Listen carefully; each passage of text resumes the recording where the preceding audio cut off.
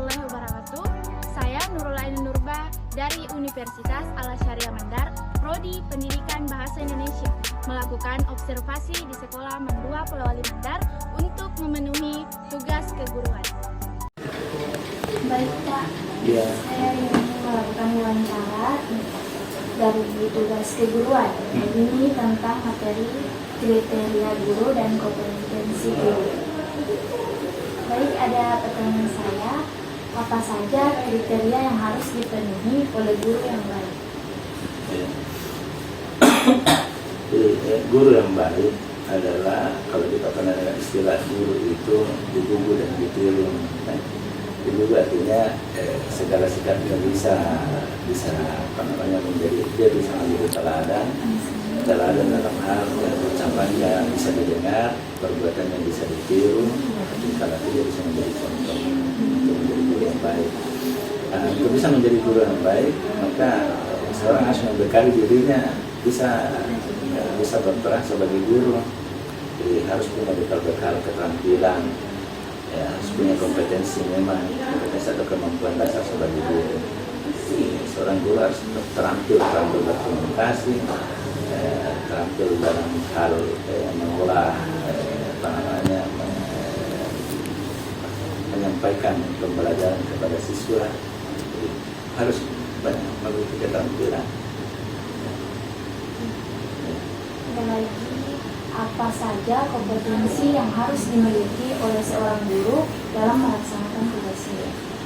Jadi guru itu minimal punya 4 kompetensi dasar. Pertama adalah kompetensi pedagogik, kemudian kompetensi profesional, kompetensi sosial, dan kompetensi kewirausahaan kalau dia kepala sekolah. Kompetensi pedagogik adalah kompetensi yang harus dimiliki oleh seorang guru yang bisa memahami karakternya peserta didik. Untuk guru itu tahu karakternya peserta didik seperti apa, supaya kita bisa mentransfer ilmu atau memberikan pendidikan yang baik kepada siswa. Jadi membedakan satu siswa dengan siswa lain di dalam kelas, guru harus tahu perbedaannya, supaya kita tidak menyamaratakan semua peserta didik di dalam kelas, karena di dalam kelas itu kan heterogen. Ada siswa yang mudah memahami pelajaran kalau dia hanya dilihat secara visual.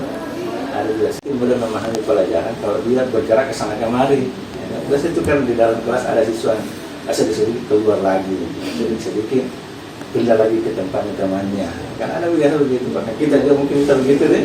Nah itu. Jadi itu karakternya peserta didik. Bukan berarti dia tidak memperhatikan, tapi nanti dia bisa paham kalau dengan cara seperti itu. Nah itu kompetensi pedagogik.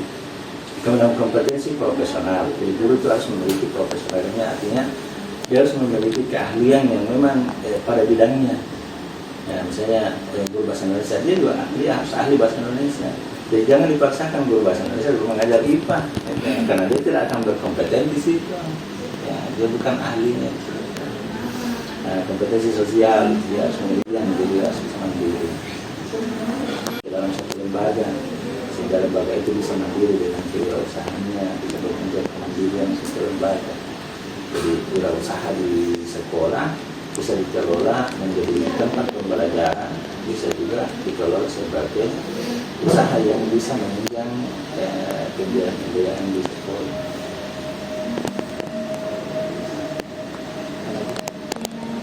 Apa saja tantangan yang dihadapi oleh guru dalam meningkatkan kinerjanya? Video. Sebenarnya tantangan yang dimiliki oleh guru hanya pada bagaimana guru itu termotivasi untuk mau berkembang. Karena kalau guru tidak memiliki motivasi untuk mau berkembang, ya saya rasa guru itu juga tidak akan bisa profesional dalam hal mengajar. Terutama di era sekarang ini, di era digital, tantangannya sangat luar biasa karena kemajuan teknologi ini. Kalau guru tidak mengikuti perkembangan teknologi, bisa jadi nanti siswanya lebih paham apa yang mau diajarkan oleh siswanya daripada gurunya sendiri. Ya, jadi, sekarang kan sama digital. Nah, kalau sama digital maka guru juga harus paham tentang digital. Ya, mengajar dengan sistem digital, pelayanan-layanan dengan menggunakan media digital. Bagaimana sekolah dapat meningkatkan kinerja guru yang kurang baik? Ada beberapa cara yang biasa dilakukan, terutama kepada teman-teman guru yang kalau kita amati kinerjanya kurang baik. Kinerja ini kan berkaitan dengan perilaku kerja dan etos kerja. Jadi perilaku kerjanya itu dilihat bagaimana guru mengikuti betul-betul regulasi yang ada berkaitan dengan tugas dan fungsinya sebagai guru. Jadi kalau tidak melakukan tugas dan fungsi sebagai guru, berarti dia tidak menjalankan kinerja dengan baik sebagai guru. Ada beberapa cara yang kita lakukan kalau di madrasah ini. Dia biasa kita membuatkan aturan-aturan ke dalam yang bisa mengikat guru dan mengatur kinerja guru. Kemudian secara berkala pun guru dinilai kinerjanya setiap satu semester atau setiap tahun. Jadi kalau misalnya memang perilaku kinerjanya atau etos kerjanya kurang bagus, maka diberi penilaian kinerja yang juga tidak memuaskan. Biasa kalau ada guru yang prestasinya bagus, maka dia diapresiasi. Kalau misalnya guru tidak kinerjanya kurang bagus, ya biasa kesan pelayanan-layanan dengan menggunakan media digital. Itu tantangan bagi guru sebenarnya. Jadi guru harus bisa menguasai digital, bisa menguasai teknologi untuk memudahkan dalam mentransfer ilmu atau memberikan pendidikan kepada belajar kepada siswa.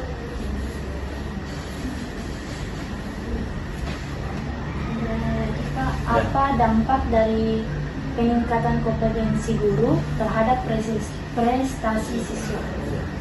Jadi begini, kalau gurunya itu hebat, ini saya lihat siswanya juga akan cerdas. Jadi guru hebat, siswa cerdas, gitu maksudnya.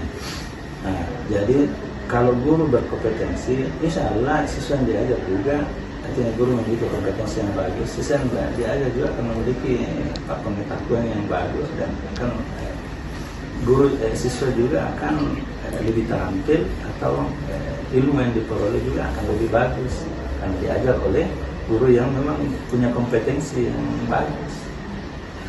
Maka bekal yang paling penting bagi seorang guru adalah kompetensi, kemampuan.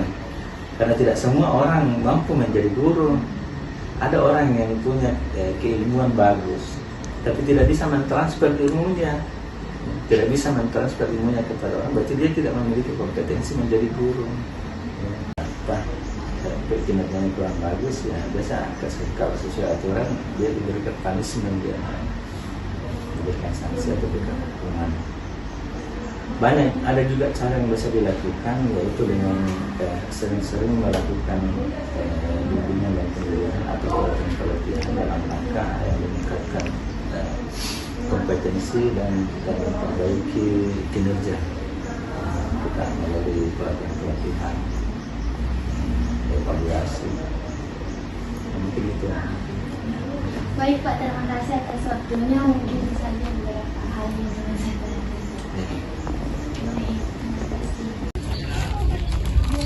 Baik, saya di sini untuk memenuhi tugas mata kuliah keguruan. Ada beberapa pertanyaan yang saya ajukan untuk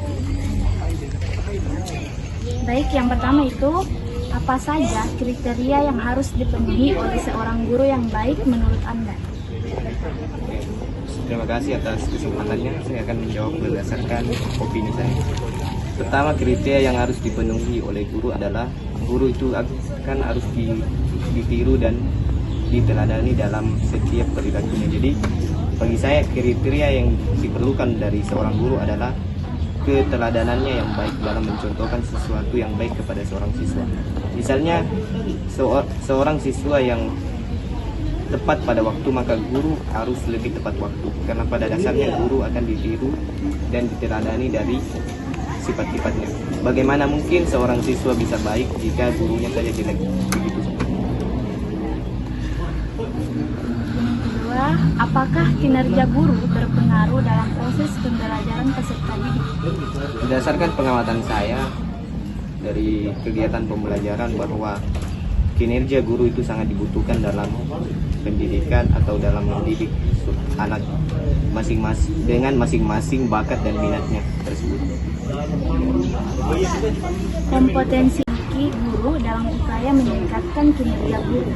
Kompetensi yang diperlukan oleh seorang guru di dalam masa modern ini adalah tentang psikologis anak, yaitu memahami apa yang diinginkan oleh seorang anak, apa yang diinginkan oleh seorang siswa dalam memenuhi pendidikan di sekolah tersebut.